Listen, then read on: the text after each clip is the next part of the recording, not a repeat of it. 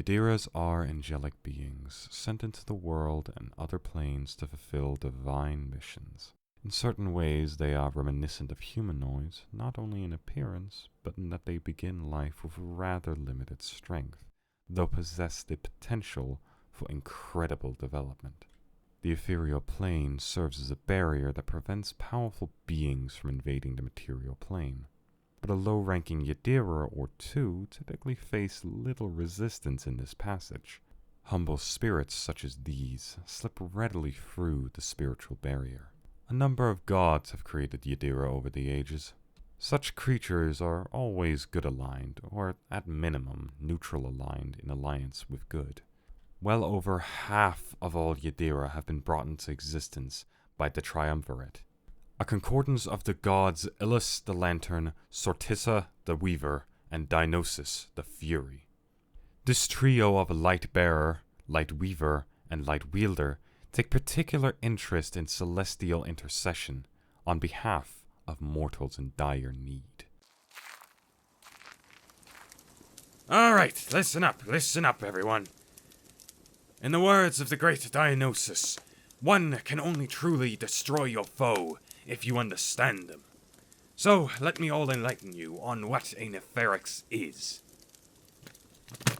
Many years ago, a squadron of Yadira was sent to the material plane.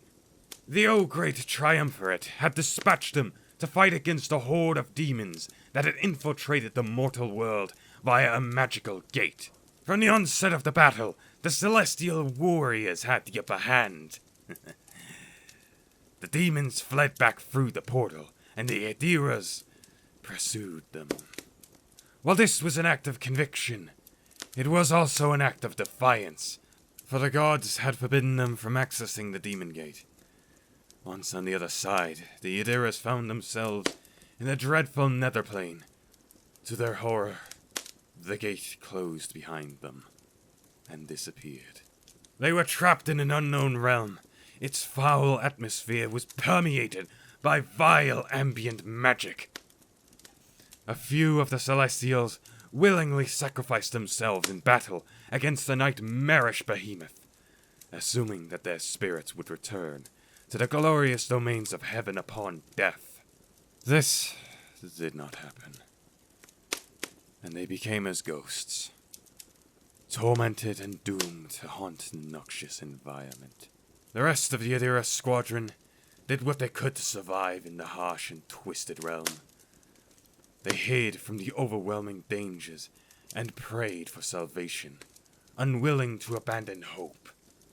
But no rescue came. Over time, their bodies and their souls came to resemble the nefarious realm around them. They had transformed into something else entirely. Something dark and corrupted. Angels fallen to fiends.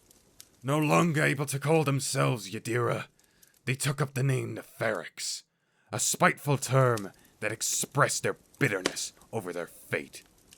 After many long years in hiding, some of the Neferixes resolved to emerge from seclusion and fight against the monstrous inhabitants of the plane. Those who perished in the conflict became tormented ghosts, while those who achieved victory began carving out a domain of their own. Shortly after the conquest of the Nethers commenced, the Neferix were surprised to discover that the old demon gate had reappeared. In fact, multiple gates were opening in the region. Who was on the other side? Fiends? Mages? Or some other mystical entity? A portion of the Neferix remained, for they were committed to their conquest and determined to construct a citadel of their own. Many dared to venture through the mysterious gates, and others had no choice, for the moment a gate opened near them, a thundering voice issued forth, and a great force pulled them through.